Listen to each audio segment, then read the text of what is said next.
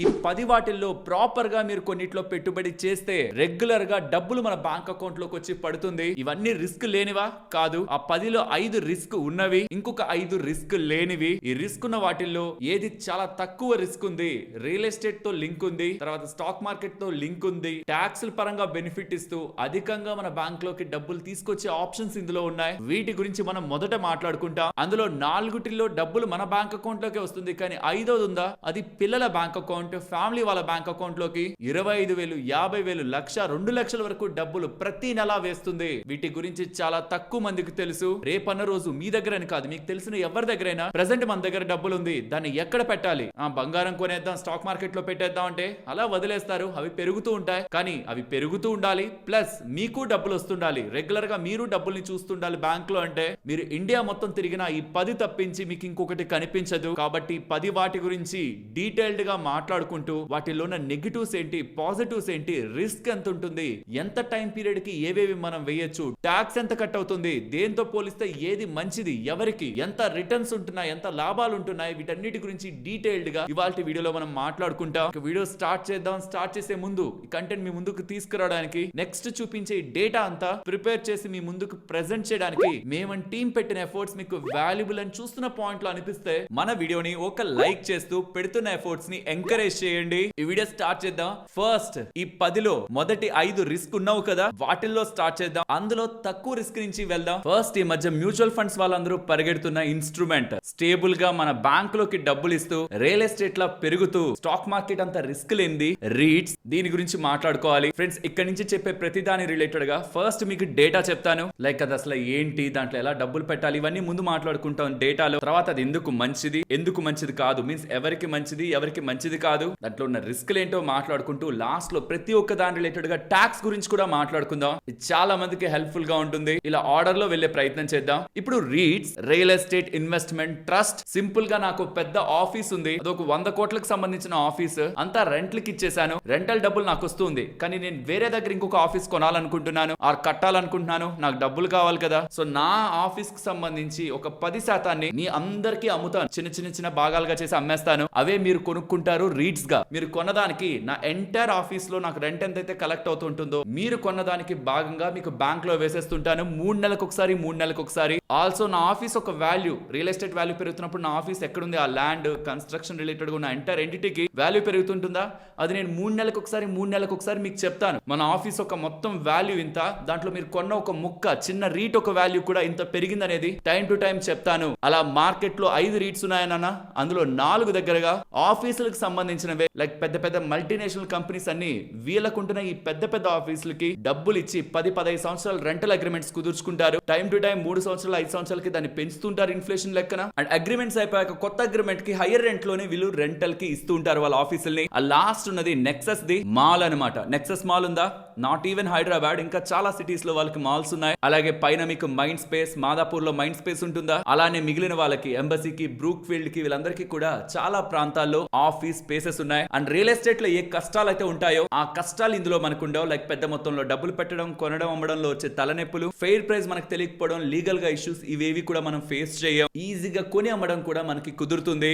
మరి వాళ్ళు మనకు అబద్ధాలు చెప్తుంటే, రెంట్ వచ్చినా ఇవ్వలేదన్నా, లేకపోతే ఆ రియల్ ఎస్టేట్ రిలేటెడ్ గా మనల్ని ఏమైనా స్కామ్ చేస్తుంటే, సెబీ వాళ్ళ రెగ్యులేషన్స్ చాలా స్ట్రాంగ్ గా ఉంటాయి. మీకు అవైలబిలిటీలో మార్కెట్ లో ఏ రీట్ మీకు కనిపిస్తున్నా అది మినిమం మొత్తం వాళ్ళ ఆఫీస్ స్పేస్ అంతట్లో 80% దగ్గరగా, ఆ మాల్ మొత్తంలో 80% దగ్గరగా రెంట్ ని కలెక్ట్ చేసుకుంటూనే ఉండాలి. ఖాళీగా పెట్టుకున్నవి మార్కెట్ లో ఉండవు. అలా వచ్చిన దాంట్లో 90% మనకి డిస్ట్రిబ్యూట్ చేయాలి. అండ్ ఎవరైతే ఆ రీట్స్ నడుపుతున్నారో వాళ్ళ రిలేటెడ్ గా కూడా టైట్ రెగ్యులేషన్స్ సెబీ దగ్గర నుంచి ఉంటాయి. సో ప్రెసెంట్ మనకి 5 రీట్లు దగ్గరగా ఉన్నాయి. వాటి యొక్క కరెంట్ మార్కెట్ ధర ఇది. వాళ్ళు ప్రతి 3 నెలలకు ఒకసారి వాళ్ళ ఇన్వెస్టర్ ప్రెజెంటేషన్ లో నెట్ అసెట్ వాల్యూ అని మనకు చెప్తూ ఉంటారు. వాళ్ళు ఎంత వాల్యూలో ఒక్కొక్క రీట్ ని వాళ్ళ రియల్ ఎస్టేట్ పరంగా చూస్తున్నారని. దీంతో మనం ఆ రీట్ కొంటున్నప్పుడు దాని అసలు వాల్యూ దగ్గరే కొంటున్నామా ఆర్ దానికంటే ఎక్కువ పెట్టి తక్కువ పెట్టి కొంటున్నాం అనేది కూడా చెక్ చేసుకోవచ్చు. అలా ప్రెసెంట్ ఒక ధర కంటే నెట్ అసెట్ వాల్యూ ఎక్కువ ఉంది కాబట్టి most of the REITs NAV కంటే హయ్యర్ ప్రీమియం లో ఏం మనకి ట్రేడ్ అవ్వట్లేదు. అండ్ 3 నెలలకు ఒకసారి వీళ్ళు వడ్డీ వేస్తున్నారు మన బ్యాంక్ లో అనుకున్నామా, వాళ్ళు ఎంతెంత వడ్డీ వేస్తున్నారు, ఆ ఈల్డ్ ఎంత, పర్సంటేజ్ ఈల్డ్ ఎంత అనేది కూడా ఇక్కడ మీకు స్క్రీన్ పైన కనిపిస్తుంది. సో వీటిలో డబ్బులు పెట్టడం కారణంగా మనకి సంవత్సరానికి సంవత్సరానికి ఇంత పర్సెంట్ మనకి డబ్బులు మన బ్యాంక్ అకౌంట్ లోకి వస్తున్నట్టు.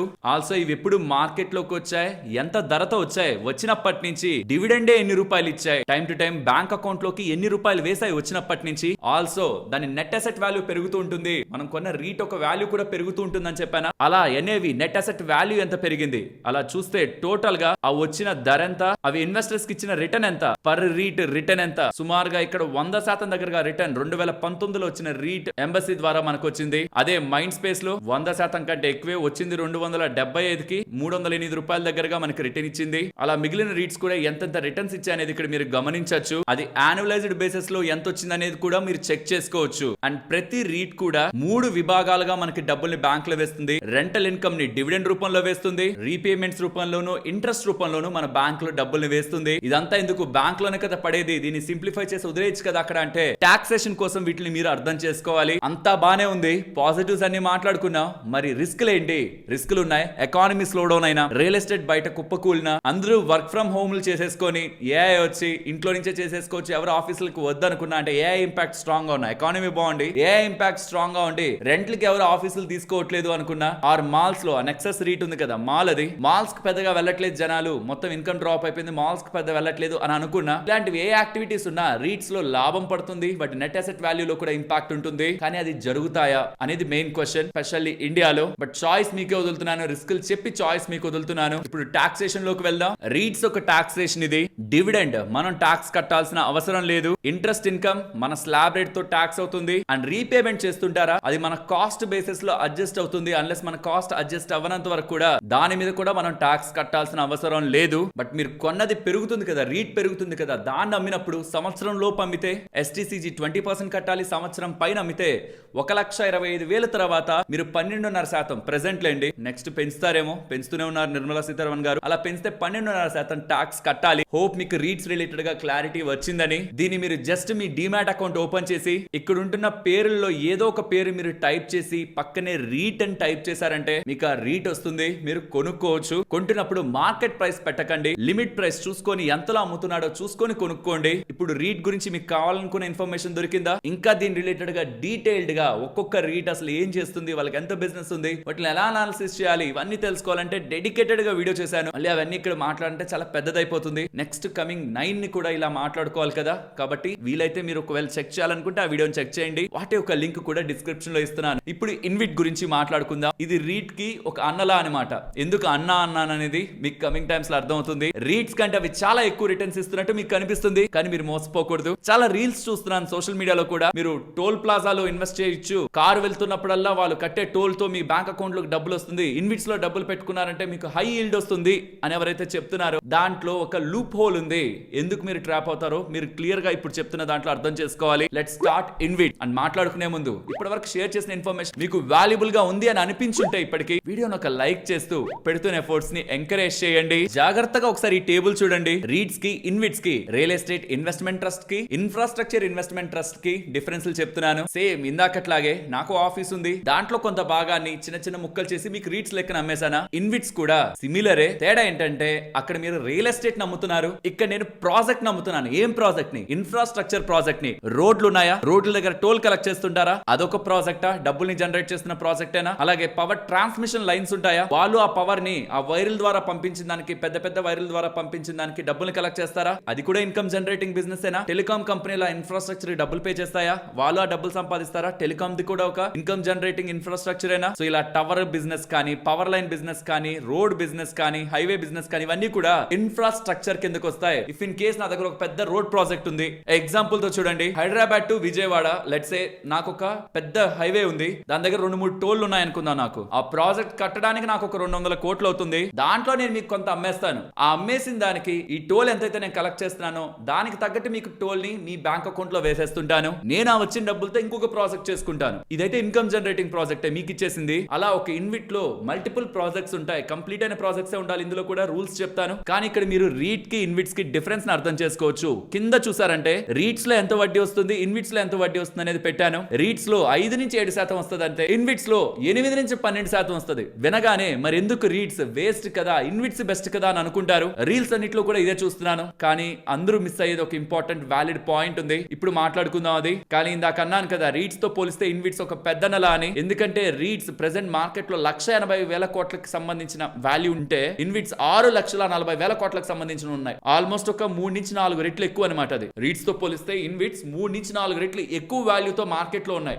వాల్యూ పరంగా చెప్పాను. దాని అర్థం అవి మంచివి ఇది చెడ్డవని కాదు. నేనైతే రీట్స్ లోనే డబ్బులు పెడతాను ఎక్కువ. ఓపెన్ గా చెప్పేస్తున్నాను ముందుగానే. యూజువల్ గా చాలా వరకు కాన్సెప్ట్ చెప్పి వెళ్ళిపోతుంటారు, కానీ నేను ఎక్కడ డబ్బులు పెడుతున్నాను, నేనేం పాలసీలు తీసుకుంటున్నాను, నేనేం చేస్తున్నాను అనేది ఓపెన్ గా టైం టు టైం చెప్పేదే. మొత్తం విన్న తర్వాత ఏం చేయాలని మీరు కన్ఫ్యూజ్ అవ్వకుండా ఉండడానికి. కానీ మీరు రూపాయి పెట్టేటప్పుడు మాత్రం నేను ఎక్కడ పెట్టానని కాదు, మీకు అది సరిపోతుందా లేదా అనేది ఆలోచించుకొని పెట్టండి. టాక్సేషన్ తో పాటు చెప్తాను ప్రతిదీ. దీనికి వేరే టాక్సేషన్ ఉంది, మాట్లాడుకుందాం. చెప్పాను కదా దీంట్లో ఒక లూప్ హోల్ ఉందని. ఏంటంటే ఇప్పుడు రీట్ ఉంది అనుకోండి, నా దగ్గర ఎంబసీ రీట్ ఉంది. ఎంబసీ వాళ్ళు పెద్ద పెద్ద ఆఫీస్ పార్కులు కట్టి పెద్ద పెద్ద మల్టీనేషనల్ కంపెనీలకి రెంట్లకి ఇస్తారు. రెంట్ కలెక్ట్ చేసుకుంటారు. 10 సంవత్సరాలు రెంట్ అగ్రిమెంట్ అయిపోతుంది. 10 సంవత్సరాల తర్వాత ఇంకొక కొత్త వాళ్ళు వస్తారు, లేకపోతే ఆ ఉన్న వాళ్ళే రెంట్ ని ఎక్స్టెండ్ చేసుకుంటూ వెళ్తారు. నాకేమో ఇన్కమ్ స్టడీగా ఉంటది. ఇన్విట్స్ పరిస్థితి అలా కాదు. నా దగ్గర ఒక టోల్ ఉంది అనుకున్నానా, అంటే ఒక హైవే రోడ్ ఉంది, 2-3 దగ్గరగా దాంట్లో టోల్ ఉన్నాయి. నేను డబ్బులు కలెక్ట్ చేస్తాను, మీకు డబ్బులు ఇస్తుంటాను. ఎన్ని సంవత్సరాల వరకు? ఎందుకంటే ప్రాజెక్ట్స్ మల్టిపుల్ వేస్ లో ఆర్గనైజ్ అయి ఉంటాయి. కొన్నిసార్లు పీపీపీ మోడల్ అంటారు, పబ్లిక్ ప్రైవేట్ పార్ట్నర్షిప్. అందులో గవర్నమెంట్ అండ్ ప్రైవేట్ కలిపి ఆర్గనైజ్ చేస్తుంది ప్రాజెక్ట్ ని. బట్ బీఓటీ మోడల్ ఒకటి ఉంటది, బిల్డ్ ఆపరేట్ ట్రాన్స్ఫర్. నేను బిల్డ్ చేస్తాను రోడ్, టోల్ కొన్ని సంవత్సరాలు కలెక్ట్ చేసుకుంటాను, తర్వాత ఆ సెట్ ని గవర్నమెంట్ కి ఇచ్చేయాలి. ఇది రిస్క్ ఆలోచించండి. ఇప్పుడు మీకు హైయర్ ఈల్డ్ వస్తుంది హైవేస్ రిలేటెడ్ గా, సర్టెన్ వే రిలేటెడ్ గా. బట్ అది ఆపరేషనల్ అయిపోతే అక్కడ, అంటే నాకు 20 సంవత్సరాల తర్వాత అక్కడ ఆపరేషన్స్ కంప్లీట్ గా అయిపోతే, నా టైం పీరియడ్ అయిపోతే, నేను ట్రాన్స్ఫర్ చేయాల్సి వస్తే నాకు కంప్లీట్ గా బిజినెస్ పోతుంది. రెండవది, నేను కట్టిన రోడ్ కి ఆల్టర్నేటివ్ గా ఇంకొక రోడ్ వేసారనుకోండి, ఇంకొక హైవే ఎక్స్పాండ్ చేశారనుకోండి, జనాలు అటు డైవర్ట్ అయ్యారనుకోండి, సింగిల్ అదర్ ప్రాజెక్ట్ తో నా ఇన్కమ్ 50% డ్రాప్ అవ్వచ్చు. సడన్ వోల్టాలిటీ ఉండొచ్చు. ఈవెన్ ఇంకా అదర్ ప్రాజెక్ట్ టైప్స్ ఉన్నాయి, like HAM project, hybrid annuity model లో ఉంటుంది, బిఓఓటి మోడల్, ఈవెన్ ఈపీసీ మోడల్ లో కూడా ప్రాజెక్ట్స్ ఎగ్జిక్యూట్ అవుతుంటాయి. వీటన్నిటికీ ఉన్న డిఫరెన్స్ ని స్క్రీన్ ముందు పెడుతున్నాను. ఫైనల్ గా ఆ ప్రాజెక్ట్ ఎవరికి వెళ్తుంది? మోస్ట్లీ గవర్నమెంట్ చేతుల్లోకి వెళ్తుంది. దాని తర్వాత ఆ ఇన్కమ్ మనకి రాదు. అండ్ ఈ లోపు కూడా ఇంకొక ప్రాజెక్ట్ వస్తే ఇన్కమ్ తగ్గే అవకాశం ఉంటుంది. వోలటాలిటీ అందుకే ఎక్కువగా ఉంటుంది ఇన్ ఇన్విట్స్. సో స్టేబుల్ ఇన్కమ్ కావాలనుకుంటే రియల్ ఎస్టేట్ కే లింక్ అవ్వాలి. లేదు, కొంతవరకు ఇన్ఫ్రాస్ట్రక్చర్ లో కూడా నేను డైవర్సిఫై అవుతానంటే, ఎక్కువ ఈల్డ్ కావాలి నాకు, షార్ట్ టర్మ్ లో ఎక్కువ ఈల్డ్ నేను కోరుకుంటున్నాను, సర్టెన్ రిస్క్ రీట్స్ తో పోలిస్తే కొంచెం ఎక్కువ తీసుకుంటాను అనుకుంటే ఇన్విట్స్ లోకి వెళ్ళాలి. ఇన్విట్స్ లో మీకు ఎప్పుడు కూడా గుర్తుంచుకోండి, హైవేస్ కి లింక్ అనేవి ఎక్కువ డబ్బులు ఇస్తూ ఉంటాయి, టోల్స్ ని కలెక్ట్ చేస్తుంటాయి. బట్ అవే ఎక్కువ రిస్క్ కూడా కలిగి ఉంటాయి. ఇంకొక ప్రాజెక్ట్ అనౌన్స్ అయినా ఆర్ ఎప్పుడో అనౌన్స్ అయ్యి ఆల్మోస్ట్ కన్స్ట్రక్షన్ పూర్తి అయిపోయి అక్కడ ఆపరేషన్ స్టార్ట్ అవుతున్నాయన్నా మన ఇన్కమ్ పడుతుంది. సో రీట్స్ లో పెడుతున్నప్పుడైనా పెద్ద వర్క్ మీరు చేయాల్సిన అవసరం లేదేమో, కానీ ఇన్విట్స్ లో పెడుతుంటే అసలు వీళ్ళు ఏమి హైవేస్ ని కలిగి ఉన్నారు, ఎక్కడెక్కడ వీళ్ళకి టోల్స్ ఉన్నాయి, ఎంత డబ్బులు వస్తున్నాయి, వాళ్ళు ఇన్వెస్టెడ్ ప్రెజెంటేషన్ ఇవన్నీ క్లియర్ గా చెప్తారు. మీరు దాని దగ్గర ఇంకేమైనా ప్రాజెక్ట్ లో పడుతున్నాయా, పడచ్చా, అలా వస్తే మన ఇన్కమ్ ఏమైనా డిస్టర్బ్ అయిద్దా అని మీరు మార్చుకునేలా కూడా ఉండాలి ఇన్విట్స్ లో డబ్బులు. ఈ ఇన్ఫర్మేషన్ మీకు బయట మోస్ట్ ఆఫ్ ద వీడియోస్ లో దొరకదు. బట్ థియరిటికల్ గా ఇన్విట్స్ లో డబ్బులు పెడితే టోల్ డబ్బులు మన బ్యాంక్ అకౌంట్ లో వచ్చి పడుతుందని మాత్రమే మీకు చెప్తారు. అండ్ ఈల్డ్ కూడా ఎక్కువగా ఉంటుండడం అందరూ ఇన్విట్స్ కొనడానికి ఇష్టపడతారు, కానీ రీట్స్ ని కాదు. రెండిటికి ఉన్న తేడాను అర్థం చేసుకోండి. అంటే ఎంటైర్ రీట్స్ లో చెప్పాను కదా, 2 రకాలుగా మీరు డివైడ్ చేయొచ్చు. టోల్స్ నుంచి కలెక్ట్ చేసుకునే వాళ్ళు, ఆ టోల్స్ నుంచి కలెక్ట్ చేసుకునే వాళ్ళ దగ్గర మీకు ఎక్కువ ఈల్డ్ వస్తుంది. బట్ ఒక పాయింట్ కదా, వాళ్ళ చేతుల్లో నుంచి కూడా గవర్నమెంట్ చేతుల్లోకి వెళ్ళిపోతుంది.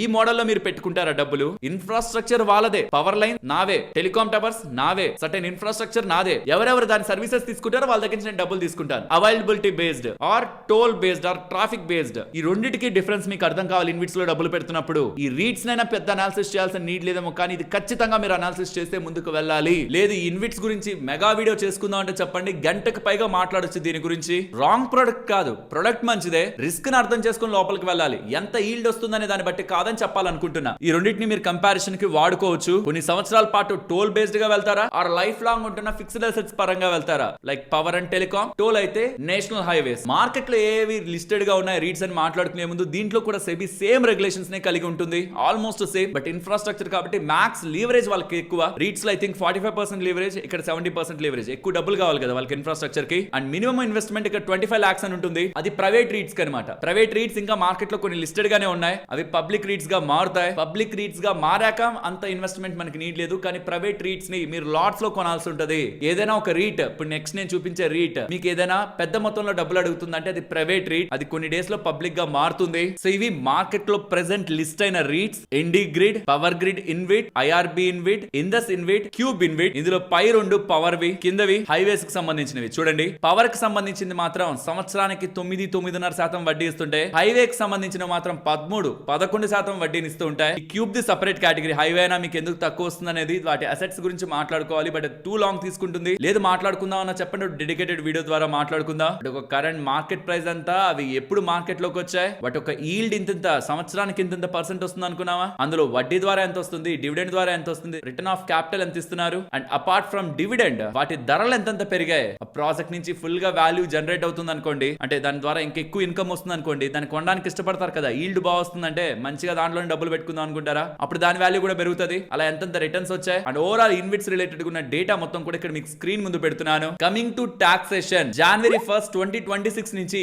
ఇన్విట్స్ అనేటివి హైబ్రిడ్ కేటగిరీలోకి వచ్చాయి. సెబీ వాళ్ళు క్లాసిఫై చేశారు. సో 2 సంవత్సరాల లోపు మీరు అమ్ముతుంటే ఎస్టీసీజీ కట్టాలి, 2 సంవత్సరాల తర్వాత అమ్ముతుంటే ఎల్టీసీజీ కట్టాలి, లైక్ స్టాక్ మార్కెట్. బట్ ఇక్కడ 2 సంవత్సరాలు ఉంటుంది బికాస్ ఇది హైబ్రిడ్ కేటగిరీలోకి వచ్చింది కాబట్టి. హోప్ మీకు రీట్స్ ఇన్విట్స్ గురించి క్లారిఫై అయిందని. ఇది రియల్లీ అంత ఈజీ కాదు ఇలా డేటాని ప్రిపేర్ చేసుకొని మీ ముందుకి కంటెంట్ సింప్లిఫై చేయడం. ఇది యూజ్ అయింది మీకు అని మీరు అనుకుంటే మీకు తెలిసిన మన ఫ్రెండ్స్ అండ్ ఫ్యామిలీకి వీడియోని షేర్ చేసి వాళ్ళకు కూడా అవేర్నెస్ ని క్రియేట్ చేయండి. చేతిలో డబ్బులు ఖాళీగా ఉండి ఎక్కడెక్కడో ఇచ్చేసే బదులు వీటిని కొనుక్కుంటే రిస్క్ ని అర్థం చేసుకొని కొనుక్కుంటే డబ్బులు సేఫ్ గా ఉంటుంది అండ్ రిటర్న్ ఉంటుంది అండ్ ఎప్పుడు కావాలన్నా డబ్బులు మనం యాక్సెస్ చేసే విధానంలో ఉంటుంది. మూడో ఆప్షన్ స్టాక్స్ లో పెట్టుబడి చేసి డివిడెండ్ రూపంలో మన బ్యాంక్ అకౌంట్ లోకి డబ్బులు తెచ్చుకోవడం. డివిడెండ్లు బ్యాంకుల్లోనే పడతాయి కాబట్టి చాలా మంది స్టాక్ మార్కెట్ లో ఇన్వెస్ట్మెంట్ చేసిన వాళ్ళకి టైం టు టైం ఏదైనా కంపెనీ బ్యాంక్ లోకి డబ్బులు వేస్తుంటే వాళ్ళు ఏదో మంచి బిజినెస్ చేస్తున్నట్లున్నారు, మంచిగా బ్యాంక్ లోకి డబ్బులు వేస్తున్నారు, ఇదేదో మంచి కంపెనీ అని ఏవేవి ఎక్కువ డివిడెండ్లు పే చేస్తున్నాయని వెతికి మరీ కొంటారు. లైక్ ఇలా గూగుల్ చేశారనుకోండి, dividend stock, high dividend stocks ఏదో రకంగా మీరు గూగుల్ చేస్తే మీకు చాలా వెబ్సైట్స్ వస్తాయి. చూడండి, హై డివిడెండ్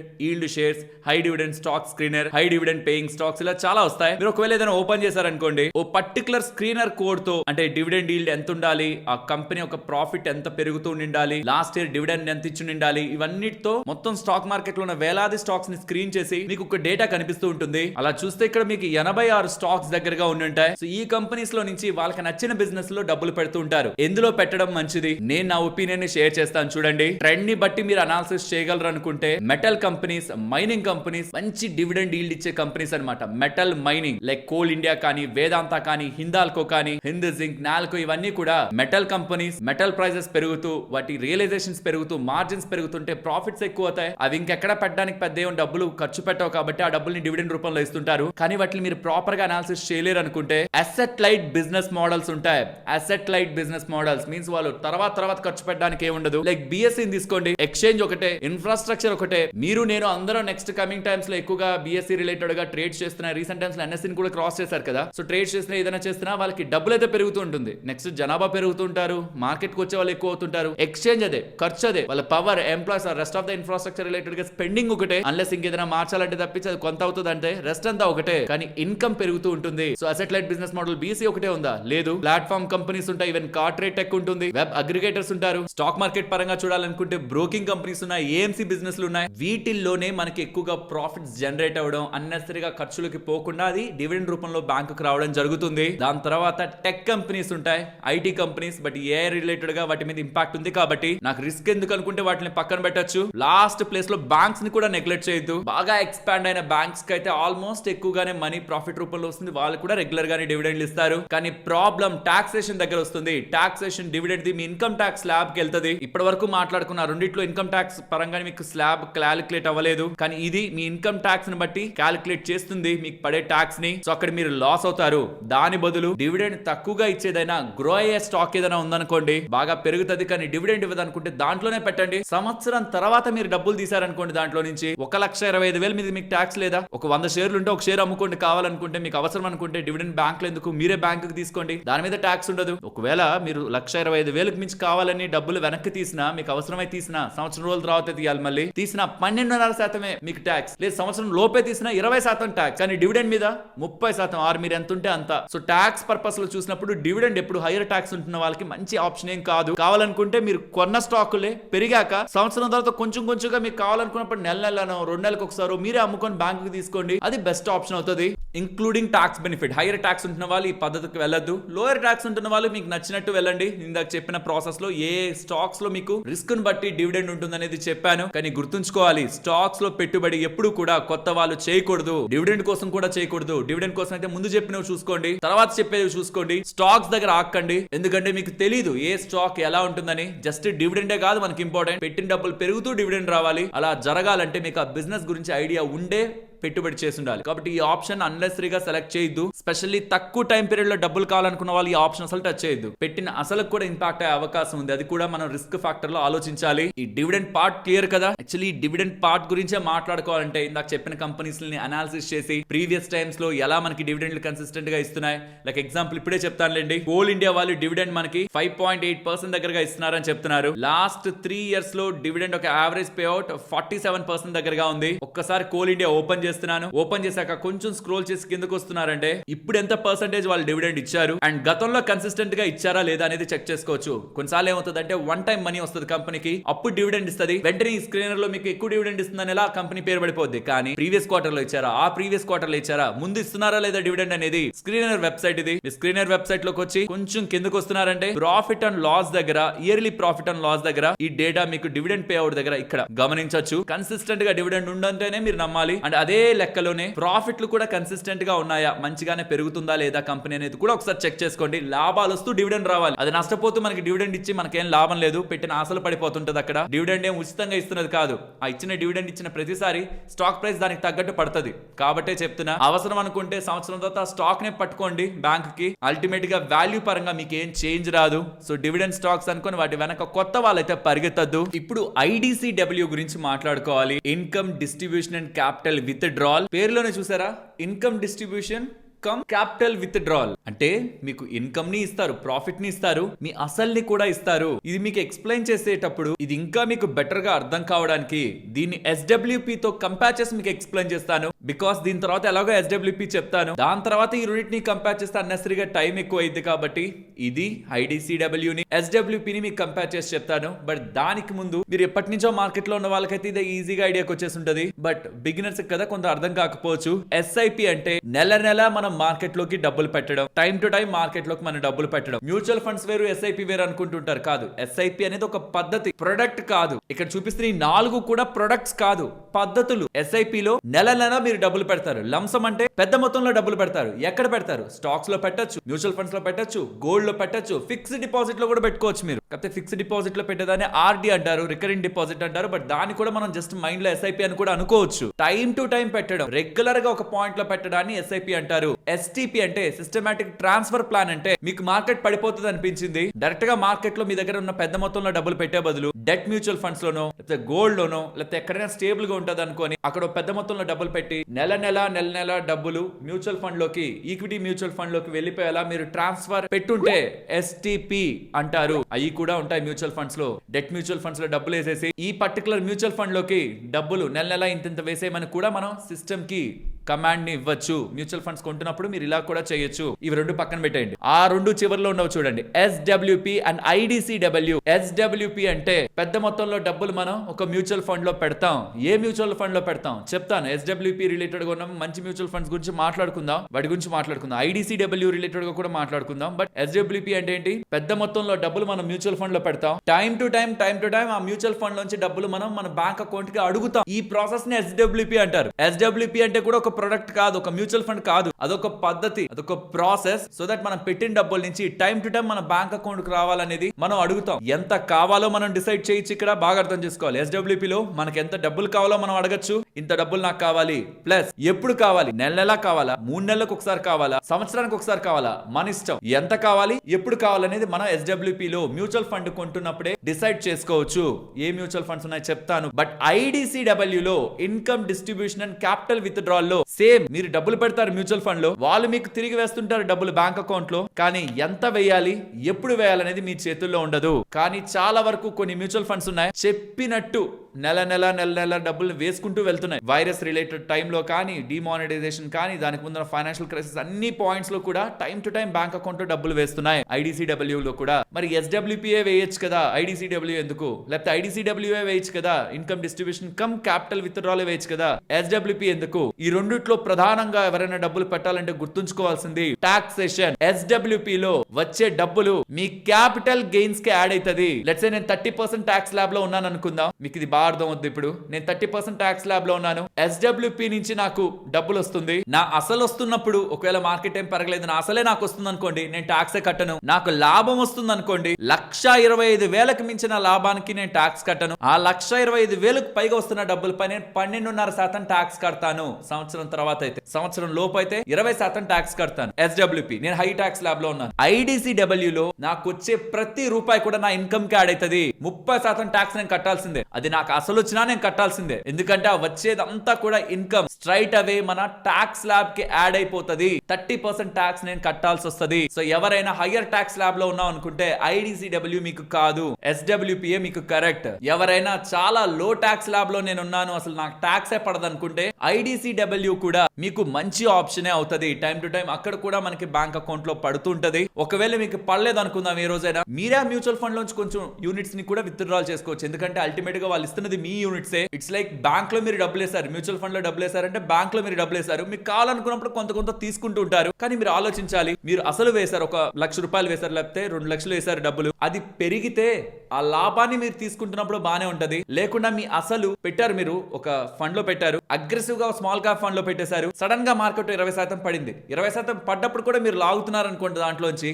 అది రైట్ పద్ధతి కాదు. కాబట్టి ఈ IDCW లో కానీ ఈ SWP లో కానీ ఏ ఫండ్స్ లో డబ్బులు పెడుతున్నాం అనేది మోస్ట్ ఇంపార్టెంట్. అగ్రెసివ్ గా ఏది పడితే ఆ కేటగిరీలో డబ్బులు పెట్టేస్తే మార్కెట్ వోలటిలిటీలో స్టార్టింగ్ లోనే మీరు ట్రాప్ అయ్యే అవకాశం ఉంటుంది. ఏ ఫండ్స్ లో పెట్టాలి మరి దాని గురించి మాట్లాడుకుందాం. బట్ దానికి ముందు ఈ IDCW SWP ఎలా వర్క్ అవుతుందో చూద్దాం. IDCW ని ఇక్కడ మీరు గమనిస్తే, మీరు ఫండ్ హౌస్ లో ఒక మ్యూచువల్ ఫండ్ లో డబ్బులు పెడతారు. వాళ్ళు టైం టు టైం ఇయర్ కి మీకు 8% లెక్కనో 10% లెక్కనో 12% లెక్కనో ఒక పర్సెంటేజ్ వాళ్ళు అనుకోని, depending upon the fund performance, depending upon the availability, వాళ్ళు ఒకటి డిసైడ్ అయ్యాక మీకు రెగ్యులర్ గా నెల నెలనో మీరు వేస్తున్న ఫండ్ బట్టి మీకు డబ్బులు వస్తూ ఉంటుందా, ఆ వస్తున్న డబ్బులతో మీ NAV అనేది తగ్గుతూ ఉంటుంది. లెట్స్ సే మీరు 1,00,000 రూపాయలు పెట్టారు, మీరు కొన్న మ్యూచువల్ ఫండ్ ఒక NAV 20 రూపాయలు అనుకుంటే మీకు 5,000 యూనిట్స్ దగ్గరగా ఉండి ఉంటాయి. ఒకవేళ మీకు 2 రూపాయల పర్ యూనిట్ డివిడెండ్ కానీ వాళ్ళు ఇచ్చారంటే మీ NAV తగ్గుతుంది. మీ దగ్గర 5,000 యూనిట్సే ఉంటాయి, కానీ బ్యాంక్ అకౌంట్ లోకి 10,000 వచ్చి యాడ్ అయి ఉంటుంది. కానీ స్లోగా మ్యూచువల్ ఫండ్స్ ఇప్పటి వరకు పెరుగుతూ వచ్చాయి కాబట్టి మీకు ఈవెన్ డివిడెండ్ ఇచ్చిన తర్వాత కూడా చాలా IDCW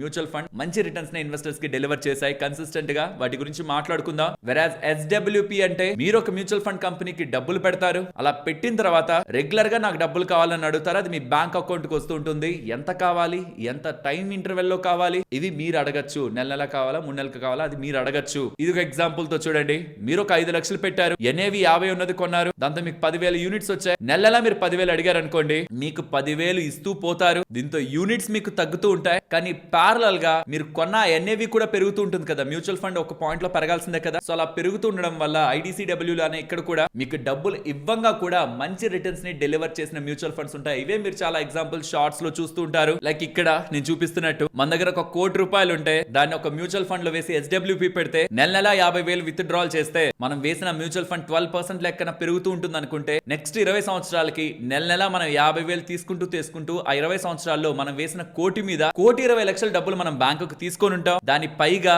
మనం వేసిన 1 కోటి రూపాయలు ఇన్వెస్ట్మెంట్ ఉందా, అది 5 కోట్ల ఉంటుంది. నేను ఇక్కడ 1 కోటి రూపాయలు చెప్పాను, చాలా మంది 2 కోట్లు 3 కోట్లకి చెప్పి SWP లో మనకు అంత లాభం వస్తుందని ఎలా చెప్తుంటారు. IDCW లో కూడా సిమిలర్ ప్లాట్ఫామే, కానీ టాక్సేషన్ లో డిఫరెన్స్ రావడం వల్ల వాల్యూవే మారిపోతుంది. సో టాక్సేషన్ లో హెవీగా ఉన్నాం అనుకుంటే SWP లో ఉండండి. టాక్సేషన్ మాకు తక్కువే ఉందనుకుంటే, హైయర్ ట్యాక్స్ లాభం ఏం లేవనుకుంటే IDCW, 20 బిలో ఉన్నారనుకుంటే ట్యాక్స్ లో, ఆర్ నో ట్యాక్స్ లో ఉన్నారనుకుంటే IDCW. కొన్నిసార్లు ఇంట్లో వాళ్ళ పేరెంట్స్ మీద వేసి IDCW తీసుకుంటారు. పేరెంట్స్ మీద ఎలాగే ఇన్కమ్ ట్యాక్స్ ఉండదు కాబట్టి గుర్తుంచుకోవాలి. ప్రాపర్ గా ఇక్కడ మీరు ప్లాన్ చేశారంటే SWP లో అయినా మీరు క్యాపిటల్ గెయిన్ ట్యాక్స్ కట్టాలి, 12.5% కట్టాలి. కానీ ఇక్కడ అది టోటల్ మీ ఇన్కమ్ అవుతుంది కాబట్టి మీకు ఏ ఇన్కమ్ లేకపోతే 12 లక్షలు, మీ పేరెంట్స్ కి ఏ ఇన్కమ్ లేకపోతే ఆ 12 లక్షల మీద వస్తున్న డబ్బుల మీద కూడా మనం ట్యాక్స్ కట్టాల్సిన అవసరం లేదు. సో టాక్సేషన్ బట్టి రెండిట్లో లాజిక్ మారుతుంది అనేది గుర్తుంచుకోవాలి. కానీ SWP వేస్తున్నప్పుడు ఫాలో అవ్వాల్సిన కొన్ని ఇంపార్టెంట్ రూల్స్ ఉన్నాయి. ఇష్టం వచ్చినట్టు ఫస్ట్ వేసిన నెల నుంచే తాకకూడదు. ఒకవేళ మార్కెట్ పడుతుంటే అవన్నీ కూడా SWP రిలేటెడ్ గా ఎక్స్ప్లెయిన్ చేసిన ఈ వీడియోలో క్లియర్ గా చెప్పాను. వీలైతే అది కూడా చూడండి, అది కూడా డిస్క్రిప్షన్ కామెంట్ సెక్షన్ లో ఇస్తాను. మ్యూచువల్ ఫండ్స్ విషయానికి వస్తే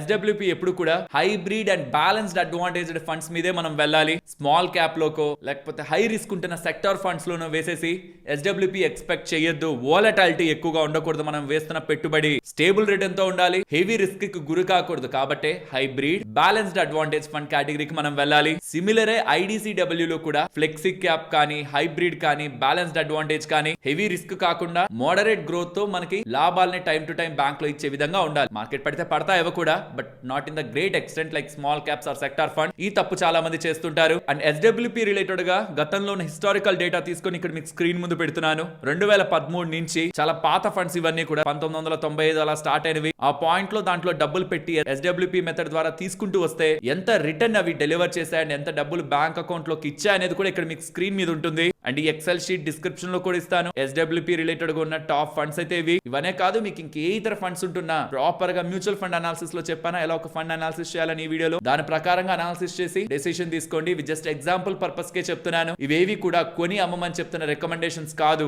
these are not buy and sell recommendation. And ఈ ఎక్సెల్ షీట్ కూడా మీకు డిస్క్రిప్షన్ లో ఉంటుంది. ఇప్పటి వరకు మనం మాట్లాడుకున్నవి కొంత రిస్క్ ఉంటున్నవి. ఇక్కడి నుంచి మాట్లాడుకునే ఎందులోనూ కూడా మీకు రిస్క్ ఉండదు. ఆ రిస్క్ లేని వాటిల్లో ప్రధానంగా ఇప్పుడు మాట్లాడేది మాత్రం కొంత జాగ్రత్తగా వినాలి. మగవాళ్ళకైతే ఒకటి, ఆడవాళ్ళకైతే ఒకటి. రెండు పాలసీలు డిఫరెంట్ గా ఉంటాయి. ఇది మనం చనిపోతే మనకు వచ్చే డబ్బులే కాదు, బ్రతికుండగా మనకి ఏదైనా జరుగుతున్నా నెల 50,000 లక్ష రూపాయలు కూడా మన బ్యాంక్ అకౌంట్ లో వేస్తాయి. మనకి ఏదైనా జరిగితే పిల్లల బ్యాంక్ అకౌంట్ లో కూడా టైం టు టైం రెగ్యులర్ గా మనీని వేస్తారు. 25,000, 50,000, లక్ష, 1.5, 2 లక్షల వరకు కూడా మీరు ఎంత ఇన్కమ్ అయినా వాళ్ళకి ఇవ్వాలనుకుంటే ఇంతకు మించిన పాలసీ అయితే ఇంకొకటి లేదు. ఇంత తక్కువ డబ్బులతో మన ఫ్యామిలీకి పెద్ద మొత్తంలో డబ్బులు ఇస్తూ పిల్లల ఫ్యూచర్ కోసం నెల వాళ్ళ బ్యాంక్ అకౌంట్ లో డబ్బులు పడాలంటే ఈ పాలసీలను చూడాలి. డిస్క్రిప్షన్ కామెంట్ సెక్షన్ లో ఫస్ట్ లింక్ ఉంటుంది. అది క్లిక్ చేశాక మీ డీటెయిల్స్ ఫిల్ చేశాక మేల్ కి ఫస్ట్ మాట్లాడుకుందాం. మగవాళ్ళకి ఇక్కడ మీకు కనిపిస్తున్న పాలసీలు వస్తాయి. 3 కోట్ల పాలసీ 1500, 1700, 1500 దగ్గరగా మీకు ఉంటుంది. ఇది వయసు తక్కువ పెట్టిన వాళ్ళకి చూపిస్తున్నాను. ఒకవేళ మీరు వయసుని పెంచితే ఇవి కూడా మీకు పెరుగుతాయి. ఇవి టర్మ్ ఇన్సూరెన్స్ పాలసీలు కాబట్టి మీరు ఏ పాలసీ అయినా తీసుకోవచ్చు. తీసుకున్న తర్వాత ఏం జరుగుతుంది, ఆ కడుతున్న మనిషికి ఏమైనా ఫ్యూచర్ లో జరిగింది అనుకోండి, వాళ్ళ ఫ్యామిలీ బ్యాంక్ అకౌంట్ లో ఇంత పెద్ద మొత్తంలో డబ్బులు వేసేస్తారు. దాని మీద రూపాయి ట్యాక్స్ ఉండదు. ఆ డబ్బుల్ని తీసుకెళ్లి ఫిక్స్డ్ డిపాజిట్ లో వేసుకున్నా నెల వాళ్ళకి పెద్ద మొత్తంలో ఇన్కమ్ వస్తుంది. కానీ ఏమి జరగకపోతే అప్పుడు కూడా మనకి డబ్బులు కావాలి కదా. లెట్స్ సే ఒక యాక్సిడెంట్ జరిగింది, ఇక జాబ్ కి వెళ్ళలేని పరిస్థితి, బెడ్ మీదే ఉండిపోవాల్సిన పరిస్థితి, బిజినెస్ చేయలేని పరిస్థితి, అప్పుడు కూడా మనకి డబ్బులు కావాలి కదా. దాని గురించి మాట్లాడుకోవాలి. బట్ దానికి ముందు ఒకవేళ ఏదైనా జరిగి పెద్ద మొత్తంలో డబ్బులు వచ్చింది అనుకోండి, దాన్ని ఫిక్స్డ్ డిపాజిట్ లో వేస్తే లెట్స్ సే ₹1 కోటి వచ్చింది అనుకుందాం. ₹1 కోటిని ఫిక్స్డ్ డిపాజిట్ లో వేస్తే 7% దగ్గరగా డబ్బులు వస్తే 7 లక్షల డబ్బులు. దాని మీద రూపాయి ట్యాక్స్ ఉండదా, వాళ్ళకి ఇన్కమ్ ఉండదు కాబట్టి 7 లక్షలు సంవత్సరానికంటే నెలకెంత అవ్వాలి, సుమారుగా 58,000. అది ₹1 కోట్లకైతే, 2 కోట్లకైతే 1,16,000, 3 కోట్లకైతే సుమారుగా 1,70,000 దగ్గరగా నెల వాళ్ళకి ఇన్కమ్ వస్తుంటుంది. అసలు అలానే ఉంటూ నెలవారీ ఇన్కమ్ కి మీరు క్లియర్ చేస్తున్నట్టే. ఒకవేళ మనకి ఏం జరగలేదు అనుకోండి, దానికోసం HDFC లైఫ్ లో ఒక రైడర్ ఉంటుంది, దాన్ని యాడ్ చేయాలి. HDFC లైఫ్ లో మీరు టర్మ్ ఇన్సూరెన్స్ తీసుకునేటప్పుడు యాక్సిడెంటల్ డిజేబిలిటీ రైడర్ అని ఉంటుంది. అక్కడ మీరు గమనిస్తే మీరు ఎంతైతే అక్కడ కవర్ వాల్యూ పెడతారో, ఇక్కడ నేను ఇప్పుడు 2 కోట్లు పెడుతున్నాను, నేను ఇప్పుడు ఎంతైతే ఇక్కడ పెడుతున్నానో దాంట్లో 1% అంటే 2 కోట్లు 1% అంటే 2 లక్షలు నెల మన బ్యాంక్ అకౌంట్ లో వేస్తారు. ఇఫ్ ఏదైనా జరిగి మనకి ప్రమాదం జరిగి మనం జాబ్ ఆర్ బిజినెస్ చేయలేకపోతే నెల 2 లక్షల రూపాయల వరకు మన బ్యాంక్ లో పడుతుంది. ఒకవేళ మీరు తీసుకునేది చిన్న పాలసీ అనుకోండి, ఇక్కడ ₹1 కోటి వరకు సెలెక్ట్ చేసుకునే ఆప్షన్ ఉంటుందేమో. అప్పుడు మీరు కేవలం ₹1 కోటి 1% అంటే ₹1,00,000 బ్యాంక్ లోకి తీసుకోగలరు. లేదు ఇంకా చిన్న పాలసీ తీసుకుంటున్నారు మీరు, దాన్ని 50 లక్షలు మీరు సెలెక్ట్ చేస్తే నెలకి 50,000 మనకి ఏదైనా జరిగి మనం ఉండగా కూడా మనకు బ్యాంక్ అకౌంట్ లో డబ్బులు కావాలనుకుంటే యాక్సిడెంటల్ డిజేబిలిటీ రైడర్ యూజ్ అవుతుంది. మగవాళ్ళు తీసుకుంటున్నప్పుడు ఇది ఖచ్చితంగా తీసుకోవాలి. కానీ ఆడవాళ్ళు తీసుకుంటున్నప్పుడు రీసెంట్ లో కూడా నేను చెప్పాను, ఉమెన్ రిలేటెడ్ గా చాలా స్పెషల్ పాలసీలు ఉంటాయి. అందులో టాటాలో ఒక పాలసీ ఉంటుంది, శుభ్ శక్తి అని. అది తీసుకునేటప్పుడు మీరు లాస్ట్ కి వెళ్తున్నారు అనుకోండి, వెబ్సైట్ లో తీసుకునేటప్పుడు స్టెప్ బై స్టెప్ ఈ స్టెప్స్ అన్నిటిని క్రాస్ చేసుకుంటూ ముందుకు వెళ్తున్నారు అనుకోండి, అక్కడ చైల్డ్ ఎడ్యుకేషన్ ప్రొటెక్ట్ అని ఉంటుంది. అక్కడ మీకు ఎంత మంది పిల్లలు ఉన్నారు, ఒకరా ఇద్దరా, వాళ్ళని పెట్టి నెల వాళ్ళకి ఎంత ఇన్కమ్ రావాలనుకుంటున్నారో కూడా మీరు అక్కడ పెట్టి, ఆ తీసుకుంటున్న వ్యక్తి ఇక్కడ ఆడవాళ్ళు కదా, వాళ్ళకి ఏదైనా జరిగితే అలా జరిగినప్పుడు ఒకరా ఇద్దరా అనే దాన్ని బట్టి మీరు ఎంత కవర్ అయితే తీసుకుంటున్నారో అందులో 0.5%, ఇక్కడ 4 కోట్ల కవర్ పెట్టాను కాబట్టి 0.5% అంటే 2 లక్షలు ఇవ్వగలుగుతున్నాను. అలా కాదు, ₹1 కోటి పాలసీ తీసుకుంటున్నాను, అందులో 0.5 అంటే 50,000 నేను ఇవ్వగలను. లెట్స్ సే ఇప్పుడు 2 కోట్ల కోట్ల పాలసీకి ఇది మార్చాను. ఈ చైల్డ్ ఎడ్యుకేషన్ బెనిఫిట్ ని మీరు సెలెక్ట్ చేస్తే ఇప్పుడు మీరు మాక్సిమం 2,20,00,000కి మనం పాలసీ తీసుకుంటున్నాం కాబట్టి అందులో 0.5 అంటే 1,10,000 నెల మన పిల్లలకి వాళ్ళకి 25 సంవత్సరాలు వచ్చేంత వరకు పే చేస్తూనే ఉంటారు. ఆ పర్సన్ కి ఏదైనా జరిగితే తీసుకున్న ఆడవాళ్ళకి ఏదైనా జరుగుంటే 2,20,00,000 వాళ్ళ ఫ్యామిలీకి ఇచ్చేస్తారు. దాని మీద ఎటువంటి ట్యాక్స్ లేదు.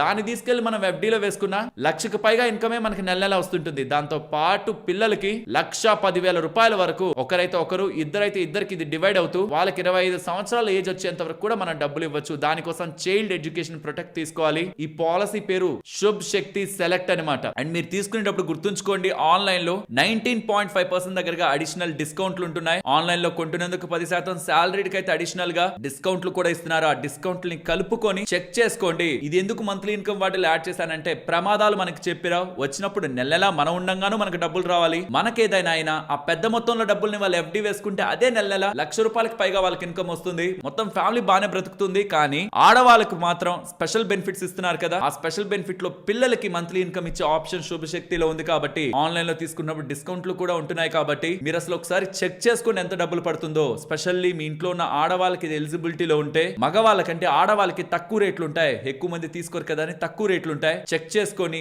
వీలైతే మగవాళ్ళ ఒక పాలసీ, ఆడవాళ్ళ ఒక పాలసీ, డిఫరెంట్ పాలసీలను తీసుకోండి. ఎవరికి ఏం జరిగినా ఎంటైర్ ఫ్యామిలీకి నెల ఆదాయం రావడమే కాదు, FD రూపంలో వేసుకున్నా రిస్క్ ఫ్రీ ఇన్కమ్ రావడమే కాదు, ఇంకా దాన్ని SWP వేసుకుంటే మంచిగా కొంత రిస్క్ తీసుకుంటానని వేసుకుంటే అది ఇంకో డిఫరెంట్ యాంగిల్ లో వెళ్తది. బట్ రిస్క్ లేకుండా FDలో వేసిన నెల ఇన్కమ్ వీటి ద్వారా అడిషనల్ గా పిల్లలకి ఆర్ మనం ఉండగా కూడా మన ఫ్యామిలీకి భరోసాగా ఆర్థిక భద్రత మనం కల్పిస్తున్నట్టు. ఇది నిర్లక్ష్యం చెయ్యొద్దు. దీనికి కావాల్సిన లింక్ డిస్క్రిప్షన్ కామెంట్ సెక్షన్ లో ఉంటుంది. అది తీసుకునేటప్పుడు మీకు ఏ కంపెనీలు ఆన్లైన్ లో తీసుకుంటుంటే ఎంతంత అడిషనల్ డిస్కౌంట్లను ఇస్తున్నాయనేది కూడా మీకు ఇక్కడ చూపిస్తూ ఉంటారు. వాటిని చెక్ చేసుకొని మీకు ఎక్కడ తక్కువ పడుతుందో చూసుకొని లాస్ట్ లో నేను చెప్పాను కదా ఈ బెనిఫిట్స్, ఆడవాళ్ళైతే టాటా శుభశక్తి, మగవాళ్ళైతే HDFC రిలేటెడ్ గా తీసుకుంటున్నప్పుడు యాక్సిడెంటల్ డిజేబిలిటీ రైడర్, ఈ రెండింటిని మాత్రం ఖచ్చితంగా యాడ్ చేసుకోవాలి. దానికి కావాల్సిన లింక్ మొదటి లింక్ గా డిస్క్రిప్షన్ కామెంట్ సెక్షన్ లో ఇస్తున్నాను. Next the stock lending and borrowing mechanism, అలాగే స్టాక్ ఒక ఆప్షన్స్ కూడా, ఈ రెండింటిని కలిపి మాట్లాడుకుందాం. ఈ రెండిట్లోనూ మనకి పెద్దగా కావాలనుకుంటున్న డబ్బులు మనం సంపాదించలేం కాబట్టి దీన్ని మరీ అంత సీరియస్ గా చూడొద్దు. బట్ తెలుసుకోండి, ఆపర్చునిటీ ఉంటే వాడుకోవచ్చు. Stock lending and borrowing mechanism లో నా దగ్గర స్టాక్స్ ఉండాలి. వేరొకరికి అవసరం ఉంటే నేను ఆ స్టాక్స్ ని రెంట్ గా ఇచ్చి రెంట్ నే పొందొచ్చు. రిస్క్ జీరో, గ్యారంటీ మనకి మధ్యలో ఉంటున్న మీడియేటర్, క్లియరింగ్ కార్పొరేషన్ వాళ్ళు, ఎక్స్చేంజెస్ వాళ్ళు చూసుకుంటారు. మన హెడేక్ తీసుకోవాల్సిన అవసరం లేదు. అండ్ మనం ఏ స్టాక్స్ ని హోల్డ్ చేస్తున్నాం అనే దాన్ని బట్టి ఆ స్టాక్స్ కి ఎంత రెంట్ పే చేస్తామనే వాళ్ళు ఉంటారు. వాళ్ళకి మనం దాన్ని రెంట్ గా ఇవ్వచ్చు. కొన్ని బ్రోకింగ్ ప్లాట్ఫామ్స్ లో ఇది ఆల్రెడీ లైవ్ లో ఉంది. కొన్ని ప్లాట్ఫామ్స్ లో మనం మాన్యువల్ గా వాళ్ళని కాంటాక్ట్ అయ్యి వాళ్ళ కస్టమర్ కేర్ కాల్ చేసి SLBM లో నాకు ఇక్కడ ఆపర్చునిటీ ఉంది, నా బదులుగా మీరు ఆ షేర్స్ ని వాళ్ళకి ఇచ్చి రెంట్ ని కలెక్ట్ చేసి నాకు ఇచ్చి ఈ ప్రాసెస్ ని కంప్లీట్ చేయండి అని అడగచ్చు. ఇక్కడ చూడండి, హ్యుండై రిలేటెడ్ గా ప్రెసెంట్ ట్రేడ్ అవుతున్న ప్రైస్ కంటే కూడా ఆల్మోస్ట్ 2% ఎక్కువ పెట్టి నేను కొనుక్కుంటానని ఎలా అడుగుతున్నారు ఈ SLBM లో. అలా ఏ స్టాక్స్ కి ఎంతెంత పర్సెంట్ మనకి వర్కౌట్ అవుతుంది, స్ప్రెడ్ ఎంత ఉంది అనేది కూడా ఇక్కడ మీరు గమనించవచ్చు. NSE లో ఇది మీరు చెక్ చేస్తుంటే జస్ట్ సిరీస్ B దగ్గరకు వచ్చి చెక్ చేయండి. ఏ మంత్స్ కి సంబంధించిన ఎక్స్పైరీస్ కి ఎలాగా స్టాక్స్ కి ఎంతెంత పర్సెంట్ మీకు స్ప్రెడ్ ఉంది అనేది అక్కడ మీకు క్లియర్ గా అర్థమవుతుంది. మీరు ఒక్కసారి ఆ బ్రోకర్ కి కాల్ చేసి ఇక్కడ మీకు ఉన్న షేర్ లో ఏదైనా షేర్ మీ దగ్గర అవైలబుల్ గా ఉంటే అది రెంట్ కి ఇచ్చి, ఆ రెంట్ కి ఇచ్చిన టైంలో షేర్లు వాళ్ళ దగ్గరికి వెళ్తాయి. కార్పొరేట్ యాక్షన్స్ ఏం జరిగినా, డివిడెండ్ కానీ, బోనస్ కానీ, బైబ్యాక్స్ కానీ, స్ప్లిట్ కానీ, ఏ జరిగినా మీకే ఉంటుంది. మీరు ఏం కంగారు పడాల్సిన అవసరం లేదు. రెంట్ కు వెళ్తాయి, కార్పొరేట్ యాక్షన్ మీదే, రెంట్ డబ్బులు మనకి ఇక్కడ వస్తుంది. దానికి కాను ట్రాన్సాక్షన్ చార్జెస్ గా మనం కొంత పే చేయాలి. ఇదొక పద్ధతి. రెండోది, మీరు మీ డీమ్యాట్ అకౌంట్ ని ఓపెన్ చేస్తే, స్పెషల్లీ జిరోదాన్ ఓపెన్ చేసి బిడ్స్ దగ్గరకు వచ్చి, మీరు ఈవెన్ మొబైల్ లో కూడా బిడ్స్ దగ్గరకు వచ్చి IPO ఉంటుంది, గవర్నమెంట్ సెక్యూరిటీస్ ఉంటాయి, ఆప్షన్స్ ఉంటాయి. అక్కడ మీరు చెక్ చేశారంటే, ప్రెసెంట్ ఇప్పుడు నేను రికార్డ్ చేస్తున్న టైంలో మార్కెటే లేదు, కానీ ప్రతిరోజు మార్కెట్ టైంలో 2:30కి ఇక్కడ వచ్చి మీరు చూసారంటే మీకు కొన్ని స్టాక్స్ పడతాయి ఆప్షన్స్ లో. మీ దగ్గర డీమ్యాట్ అకౌంట్ లో ఉన్న స్టాక్ డీమ్యాట్ అకౌంట్ లోనే ఉండాలి. డీమ్యాట్ అకౌంట్ లో ఉన్న స్టాక్ ఇక్కడ మీకు కనిపించింది అనుకోండి, మాక్సిమం 20% ప్రాఫిట్ కి, ట్రేడ్ అవుతున్న ప్రైస్ నుంచి 20% ప్రాఫిట్ కి మీరు పెట్టి అమ్ముకోవచ్చు. ఎందుకంటే ఇది ఎందుకు ఆపర్చునిటీ వస్తుంది, 20% ఎందుకు బెనిఫిట్ మనకు వచ్చే అవకాశం ఉంటది అంటే, ఇప్పుడు నేను ఏదైనా ఒక స్టాక్ ని అమ్మాను, ఆ స్టాక్ ఆ రోజు అప్పర్ సర్క్యూట్ కి వెళ్ళిపోయింది అనుకోండి, 5%, 10%, 20% ఇంకా అప్పర్ సర్క్యూట్, ఇంకా అంతకు మించి పెరగలేకుండా, అమ్మే వాళ్ళు ఎవరు లేకుండా కేవలం బయ్యర్సే ఉండిపోతే, నేను అమ్మిన స్టాక్ ని నేను స్క్వైర్ ఆఫ్ చేయలేను కదా, నాకు సెల్లర్ కావాలి కదా. నేను అమ్మిన స్టాక్ ని మళ్ళీ బై చేయాలంటే సెల్లర్ లేనప్పుడు, ఓన్లీ బయ్యర్సే ఉన్నప్పుడు అప్పర్ సర్క్యూట్ మార్కెట్ కు వెళ్ళినప్పుడు నేను అలా ఆగిపోతాను కదా, ఇంట్రాడే లో చేసినా సరే స్క్వేర్ ఆఫ్ అవ్వదు కదా ఆ రోజుకి, అవి ఆప్షన్ కి వెళ్తాయి. లేదు నేను ఫ్యూచర్స్ ని కొన్నాను ఆర్ ఆప్షన్స్ ని తీసుకున్నాను, ఆప్షన్స్ ఇందా మనీలో క్లోజ్ అయ్యారు, ఫ్యూచర్స్ డెలివరీకి వెళ్ళాయి ఆ కాంట్రాక్ట్ ఎండింగ్ లో, అప్పుడు కూడా ఆప్షన్స్ కి వెళ్తాయి. ఆప్షన్ కి వెళ్ళినప్పుడు ఉన్న ప్రైస్ కంటే 20% ఎక్కువ పెట్టి ఇన్ బిట్వీన్ బిడ్డింగ్ అనేది ట్రేడింగ్ డే రోజు 2:30కి స్టార్ట్ అవుతుంది, 30 నిమిషాల పాటు ఉంటుంది. ఎవరి దగ్గర షేర్లు ఉంటే వాళ్ళు పార్టిసిపేట్ చేయొచ్చు. మీరు 20% పెట్టారు, ఇంకొకరు 19%కే అమ్మేస్తారంటారు, ఇంకొకరు 15% ప్రాఫిట్ కమ్ముకుంటా అంటారు. అలా దీంట్లో కూడా కాంపిటీషన్ వచ్చి 30 నిమిషాల్లో ఆ విండో క్లోజ్ అయిపోద్ది. 2:30 టైం నుంచి 30 నిమిషాల్లో ఇది క్లోజ్ అయిపోద్ది. ఆ లాభం ఫస్ట్ మీకు 80%, నెక్స్ట్ 20% టోటల్ గా మీకు క్లియర్ అయిపోతుంది. దీని చార్జెస్ కూడా మీరు షేర్లు కొని అమ్మితే ఏ చార్జెస్ ఉంటాయి ఆ చార్జెస్ ఉంటాయి. ఆక్షన్ మార్కెట్ పెద్దగా ఎవరికి తెలియదు అండ్ అందులో కాంపిటీషన్ ప్రెసెంట్ తక్కువగా ఉంది. కాబట్టి ఇప్పుడు మనకు మంచిగా వర్కౌట్ అయ్యే అవకాశం ఉంది. మన డిమాట్ అకౌంట్ లోని షేర్లు ఆప్షన్స్ కి వస్తే వర్కౌట్ అయ్యే అవకాశం ఉంది. ఇది నేనే కాదు, జిరోదా ఫౌండర్ నితిన్ కామత్ గారు కూడా చెప్తున్నారు. ఆల్మోస్ట్ వాళ్ళ దగ్గర 1.7 crore క్లయింట్స్ ఉంటే కేవలం 25,000 మంది మాత్రమే ఆప్షన్స్ లో పార్టిసిపేట్ చేశారట. చాలా తక్కువ మందికి తెలిసిన విషయం. నేను కూడా అప్పుడప్పుడు గమనిస్తూ ఉంటాను, కానీ అందులో రూల్స్ కొంత ట్రిక్కీగా ఉంటాయి. లైక్ ఒక్కసారి మీరు ఆర్డర్ పెట్టారనుకోండి, ఆర్డర్ మాడిఫై చేయడానికి అవ్వదు, క్యాన్సిల్ చేసి ఇంకొకసారి ఆర్డర్ పెట్టాలి. అండ్ యూజువల్ గా మనం 100 రూపాయల్లో కొంటామని నేను పెట్టాను, మీరు కూడా 100 రూపాయల్లో కొంటామని పెడితే మన ఇద్దరు ఆర్డర్లు 100 రూపాయల దగ్గర చూపిస్తుంటాయి కదా. కానీ దీంట్లో అట్లా కాదు. 100 రూపాయల దగ్గర మీరు ఒక ఆర్డర్ పెట్టారు, మీది ఒక దగ్గర చూపిస్తుంది. నేను ఒక ఆర్డర్ పెట్టాను, మీరు ఫస్ట్ పెడితే మీది ముందు ఉంటుంది, దాని కింద నాది ఉంటుంది మళ్ళీ 100 రూపాయల దగ్గరే. అండ్ ఇది 2:30కి స్టార్ట్ అయ్యి 30 నిమిషాల పాటు కంటిన్యూ అవుతుంది. దీని రిలేటెడ్ గా ఉన్న ఇంపార్టెంట్ డీటెయిల్స్ ని కూడా ఇక్కడ మీకు స్క్రీన్ ముందు పెడుతున్నాను. ఎలా ఆర్డర్ ఎంట్రీ ఉంటుంది, కలెక్షన్ ఎలా ఉంటుంది, ఎగ్జిక్యూషన్ అండ్ సెటిల్మెంట్ ఎలా ఉంటుంది అనేది ఇంపార్టెంట్ థింగ్స్ అని మీకు స్క్రీన్ మీద ఉంటాయి. బట్ ప్రాబబిలిటీ తక్కువ, ఖచ్చితంగా ఇంత మనం దీంట్లో సంపాదించగలనేది ఏమి ఉండదు. కాబట్టి దీన్ని జస్ట్ ఒక ఫన్ యాక్టివిటీగా చూడండి. అండ్ కమింగ్ టు నెగటివ్స్, రిస్క్లు ఏమున్నాయి దీంట్లో అంటే, SLBM లో మనకి రిస్క్ ఏం లేదు. స్టాక్ లెండింగ్ అండ్ బారోయింగ్ లో మన దగ్గర ఉన్న స్టాక్స్ రెంట్ కి ఇస్తాం, మళ్ళీ ఒక టైం కి మనకు వచ్చేస్తాయి, మనకి రెంట్ మనకు వచ్చేస్తుంది. కానీ ఈ ఆప్షన్స్ లో మీరు అప్పర్ సర్క్యూట్ లో వెళ్ళిన దానికి కానీ అమ్ముతుంటే, లెట్స్ సే 5% అప్పర్ సర్క్యూట్ లో ఉంది, ఎవరో డెలివరీ ఇవ్వలేకపోయారు, అది ఆ స్టాక్స్ ఆప్షన్ లోకి వచ్చాయి, మీరు 20% ప్రాఫిట్ కి ఇక్కడ అమ్మేసిన 5% అప్పర్ సర్క్యూట్ ది, ఇంకొక రోజు 5%, ఇంకొక రోజు 5%, అలా వెళ్తూనే ఉంది అనుకోండి ఒక 10-20 రోజులు, మీరు ఇక్కడ ఏదైతే లాభానికి అమ్మారో మీరు అక్కడ దాన్ని ఈక్వల్ చేయలేరు. అది కూడా గుర్తుంచుకోవాలి. సో లాజికల్ గా ఫ్యూచర్స్ లో ఇరుక్కుపోతారే, ఇందా మనీ కాల్స్ లో ఇరుక్కుపోతారే, వాళ్ళకి ఆ డెలివరీ తీసుకోవడానికి ఆప్షన్స్ లోకి వస్తారు చూస్తారా, వాళ్ళకి మాత్రమే ఇది సూట్ అవుతుంది. ఆ టైమ్స్ లో ఇది బెటర్ గా అవుతుంది అనమాట. ఆప్షన్ మార్కెట్ లో మన దగ్గర డిమాట్ అకౌంట్ లో అమ్మేసి ఇమీడియట్ గా మళ్ళీ మనం ఆ షేర్ ని కొనుక్కుంటే ఆ మధ్యలో డిఫరెన్స్ ని మనం ఆర్బిట్రాజ్ గా గెయిన్ అవ్వచ్చు. ఈ లాజిక్ ని అర్థం చేసుకోవాలి.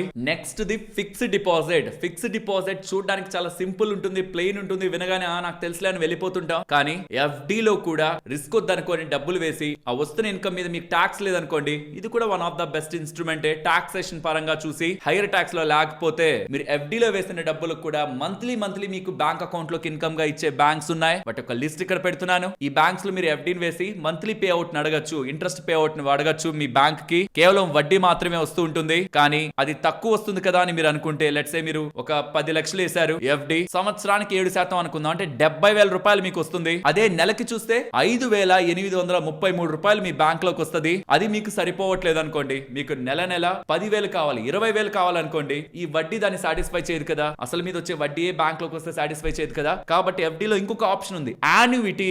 FD annuity. మీరు బ్యాంక్ లోకి వెళ్ళి నాకు యాన్యుటీ కావాలి, FD పై యాన్యుటీ కావాలని అడిగితే మీరు ఎంత కావాలంటే అంత డబ్బులు మీకు FD లోంచి బ్యాక్ అవుతూ ఉంటుంది. మీరు వేసిన FD లోంచి వెనక్కి వస్తూ ఉంటుంది, మీ మెయిన్ బ్యాంక్ అకౌంట్ కి డబ్బులు తీసుకోవడానికి వస్తూ ఉంటది. కానీ ఇక్కడ వడ్డీ మాత్రమే రాదు, అసలు కూడా వస్తుంది. సో ఒక టైంలో యాన్యుటీని మీరు సెలెక్ట్ చేస్తే మీ అసలు కూడా అయిపోతుంది. ఆ మిగిలిన డబ్బుల పైన FD వడ్డీ వస్తూ యాన్యుటీలో భాగంగా మీ బ్యాంక్ అకౌంట్ లోకి డబ్బులు రెగ్యులర్ గా వచ్చే పద్ధతి కూడా బ్యాంక్స్ లో యాన్యుటీ మోడల్ లో మనకి FD లో దొరుకుతుంది. FD యాన్యుటీకి నార్మల్ FD లో వడ్డీ మాత్రమే బ్యాంక్ లోకి తీసుకోవడానికి ఉన్న కంపారిజన్ కూడా ఇక్కడ స్క్రీన్ ముందు పెడుతున్నాను. టాక్సేషన్ సేమ్, అసలు మీద మీకు ఏదైతే ఎక్స్ట్రా వస్తుంటుందో దాని మీద మీరు మీ స్లాబ్ రేట్ ఎంత అయితే ఉంటుందో అంత ట్యాక్స్ కట్టేయాలి. రైట్, 8 ఆప్షన్స్ లో మనం మాట్లాడుకున్నాం. లాస్ట్ 2, ఒకటి post office monthly income scheme, minimum 1000 రూపాయల నుంచి ఇండివిజువల్ గా నేను ఒక్కనే వేయాలనుకుంటే 9 లక్షలు, నేను నా భార్య నేను ఇంకొకరు కలిసి జాయింట్ అకౌంట్ లో వేయాలనుకుంటే 15 లక్షల వరకు ఇందులో మీరు డబ్బులు పెట్టచ్చు. మరి వేసిన డబ్బుల పైన వడ్డీ ఎప్పుడెప్పుడు వస్తుంది? నెల వస్తుంది బ్యాంక్ అకౌంట్ కి. 15 లక్షల మీద 7.4% వడ్డీ లెక్కన 9,250 రూపాయలు బ్యాంక్ కి నెల వస్తే ఇది జాయింట్ అకౌంట్ కి. వెరాస్ 9 లక్షల మీద సింగిల్ గా ఇండివిజువల్ వేస్తే 9 లక్షలు మ్యాక్స్ వేయగలుగుతాడు. దాని మీద 7.4% వడ్డీ అంటే 5,550 రూపాయలు మన బ్యాంకుకి వస్తుంది. 5 సంవత్సరాల పాటు ఇది వస్తూనే ఉంటుంది. మరి ఒక్కసారి వేసాక మళ్ళీ డబ్బులు తీసుకోవచ్చా? పెనాల్టీని చూడండి. 1 సంవత్సరం లోపు అయితే అసలు మనం డబ్బులు తీయడానికి ఎలిజిబుల్ కాదు. సంవత్సరం పైన 3 సంవత్సరాల లోపు అయితే 2% పెనాల్టీ. 3 సంవత్సరాల నుంచి 5 సంవత్సరాలు ఇన్ బిట్వీన్ తీస్తే 1% పెనాల్టీ. ఆఫ్టర్ 5 సంవత్సరాలు ఎలాగో మెచ్యూర్ అవుతుంది, డబ్బులు మనకు వస్తుంది. సో పెనాల్టీ ఉంటుంది. ఇంట్రెస్ట్ రిలేటెడ్ గా ఏ బెనిఫిట్ ఉండదు. మొత్తం టాక్సబులే. వన్స్ 5 సంవత్సరాలు అయిపోయింది, మెచ్యూరిటీ అయిపోయింది, మన నెల ఇన్కమ్ వస్తూనే మనం కట్టిన 9 లక్షలు 15 లక్షలు మళ్ళీ మనకు వచ్చేసింది. మళ్ళీ ఇన్వెస్ట్ చేయొచ్చు. ఎవరైతే రిస్క్ తీసుకోకూడదు అనుకుంటుంటారో, ఈవెన్ సీనియర్ సిటిజన్స్ ఎవరైతే సీనియర్ సిటిజన్ స్కీమ్ కి డబ్బులు వేయంగా కూడా 30 లక్షలు అందులో వేయచ్చు. అది వేయంగా కూడా డబ్బులు ఉంది అనుకుంటే ఇందులో కూడా ఒక 15 లక్షలు వేసుకొని రిస్క్ లేకుండా రిటర్న్ కావాలనుకుంటారో వాళ్ళకి ఇది బెస్ట్ మంత్లీ బ్యాంక్ లోకి వచ్చే ఆప్షన్ ఇది. ఈ వడ్డీ టైం టు టైం మారుస్తూ ఉంటారు. కొన్నిసార్లు పెరుగుతుంటుంది, కొన్నిసార్లు తగ్గుతూ ఉంటుంది. ఇది మీరు ఏ పోస్ట్ ఆఫీస్ కి వెళ్ళైనా వేసుకోవచ్చు. Final scheme senior citizen saving scheme. ఇది కూడా అంతే, పోస్ట్ ఆఫీస్ దే. ఇది కూడా 5 సంవత్సరాలదే. కానీ ఇందాక 7.4% వడ్డీయా, ఇక్కడ 8.2% వడ్డీ. ఇది వయసు అయిన వాళ్ళకి, సీనియర్ సిటిజన్స్ కి, అబౌవ్ 60 ఇయర్స్ ఉంటున్న వాళ్ళకి ఇది ఎలిజిబుల్. ఒకవేళ VRS, superannuation and retire government servants కి అయితే 55 ఇయర్స్ ఏజ్ లిమిట్ ఉంది. ఇది ముగ్గురుతో కూడా కలిపి జాయింట్ అకౌంట్ వేసుకోవచ్చు. మాక్సిమం డిపాజిట్ 30 lakhs వరకు మనం చేయొచ్చు. మినిమం 1000 రూపాయలు. ఒకవేళ 5 లక్షలు డిపాజిట్ చేశారనుకోండి, 8.2% లెక్కన మీకు క్వార్టర్లీ ఇది నెల ఇవ్వదు. 3 నెలలకు ఒకసారి 10,000 ఇస్తుంది. 10 లక్షలు చేస్తుంటే 20,500 ఇస్తుంది. 30 లక్షలు చేస్తుంటే 61,500 ఇస్తుంది. నెల మీరు దాన్ని డివైడ్ చేసి చూస్తే 30 లక్షలు చేసిన మ్యాక్స్ చేసిన వ్యక్తికి నెల 20,500 రూపాయలు వడ్డీ వస్తుంది. వేసిన డబ్బుల్ని ఇమీడియట్ గా తీయాలంటే అవ్వదు. సంవత్సరం రోజులు మీకు లాక్ ఇన్ ఉంటుంది. సంవత్సరం తర్వాత కూడా తీయాలంటే, సంవత్సరం నుంచి 2 సంవత్సరాల మధ్యలో తీయాలంటే 1.5% పెనాల్టీ డిపాజిట్ మీదే. 2 నుంచి 5 సంవత్సరాల లోపు తీయాలంటే 1% పెనాల్టీ. ఆఫ్టర్ 5 ఇయర్స్ తీస్తే మీకు పెనాల్టీ ఉండదు, ఎలాగో మెచ్యూర్ అయి ఉంటుంది. దాని తర్వాత కూడా 5 సంవత్సరాలు మీరు వేసుకుంటూ వెళ్ళొచ్చు. వన్స్ 5 సంవత్సరాలు అయిన తర్వాత 3 సంవత్సరాలకి మెచ్యూరిటీకి మీరు పెంచుకుంటూ వెళ్ళొచ్చు. ఇదే పోస్ట్ ఆఫీస్ కి వెళ్ళైనా మీరు ఓపెన్ చేయొచ్చు. ఓన్లీ ఇండియన్ రెసిడెంట్స్ మాత్రమే దీనికి ఎలిజిబుల్. వయసు అయిన వాళ్ళుంటే ఖచ్చితంగా వేయాల్సిన స్కీమ్ ఇది. దీనిపైన కూడా రిస్క్ నాకు వద్దనుకుంటే ఆ post office monthly income scheme కూడా వేసుకోవచ్చు. టాక్స్ ల్యాబ్ లోనే లేరనుకోండి, ఈ 2 చాలు. మీకు ఒకవేళ వయసు అయిన వాళ్ళ ఇంట్లో ఉండి వాళ్ళకి ఇన్కమ్ స్టేబుల్ గా రావాలి, 3 నెలలకు ఒకసారి ఇది పడుతుంది, నెల అది పడుతుంది, ఇక వాళ్ళకి ఇన్కమ్స్ బ్యాంక్ లో వస్తూ ఉంటాయి. అయిపోయాక మీరు ఆన్లైన్ లోనో లేకపోతే పోస్ట్ ఆఫీస్ కి వెళ్ళో వన్స్ టెన్యూర్ అయ్యాక మళ్ళీ మీరు దాన్ని నెక్స్ట్ 3 సంవత్సరాల కిందలో ఎక్స్టెండ్ చేసుకుంటూ వెళ్తూ ఉంటే వాళ్ళకి ఏ టెన్షన్ లేకుండా డబ్బులు బ్యాంక్ అకౌంట్ లోకి వస్తుంది. అసలు అలానే ఉంటుంది. ఇది చాలా మందికి తెలియాల్సిన స్కీమ్స్ అండ్ ఆప్షన్స్. రిస్క్ ఉన్న వాళ్ళేంటి, రిస్క్ లేని వాళ్ళేంటి, ఏమేమి సెలెక్ట్ చేసుకోవచ్చు, మొత్తం డీటెయిల్డ్ గా ఈ వీడియోలో చెప్పాను. ఇది మన వాళ్ళకి షేర్ చేస్తే యూజ్ ఉంటుందని మీరు అనుకుంటే తప్పకుండా షేర్ చేయండి. ఇందులో ఒక్కటి మాత్రం నెగ్లెక్ట్ చేయొద్దు, పిల్లల కోసం. ఈవెన్ మనం ఉండగా కూడా ఏదైనా జరిగితే ఫ్యామిలీకి రెగ్యులర్ గా నెల ఇన్కమ్ రావడం కోసం చెప్పిన ఈ పాలసీని మాత్రం నెగ్లెక్ట్ చేయొద్దు. ప్రమాదం లేదన్నా జరిగి ఆ పర్సన్ సంపాదించిన పర్సన్ కాలం చేస్తే పెద్ద మొత్తంలో వస్తున్న డబ్బులే ఎఫ్డీలో వేసుకున్న ఆ ఫ్యామిలీ దర్జాగా బతకగలుగుతుంది. లేదా ఆ పర్సన్ కి ఏదైనా జరిగి ఆ పర్సన్ ఉండిపోయినా, పని చేయలేక బిజినెస్ చేయలేక ఉండిపోయినా నెల మనకి ఇన్కమ్ వచ్చే ఆప్షన్ చెప్పాను. ఆడవాళ్ళకి ఏదైనా జరుగుతుంటే పెద్ద మొత్తంలో డబ్బులు ఆ ఫ్యామిలీకి వెళ్ళి అది ఎఫ్డీ వేసినా ఇల్లు గడుస్తుంది. దానిపైన పిల్లలకి నెల 50,000, 1,00,000, 1.5, 2 లక్షల డిపెండింగ్ ఎంత పాలసీ తీసుకుంటాం అనే దాన్ని బట్టి నెల పిల్లలకి 25 సంవత్సరాలు వచ్చేంత వరకు డబ్బులు వెళ్లే పాలసీ గురించి కూడా ఇక్కడ చెప్పాను. ఈ టైంలో నెగ్లెక్ట్ చేయొద్దు. ఖచ్చితంగా ఈ పాలసీ ప్రతి ఒక్కరికి ఉండాలి. దానికి కావాల్సిన లింక్ డిస్క్రిప్షన్ కామెంట్ సెక్షన్ లో ఇస్తున్నాను. మరొక ఇంట్రెస్టింగ్ వీడియోతో మళ్ళీ మీ ముందుకు వస్తాను. అంతవరకు టేక్ కేర్. జై హింద్.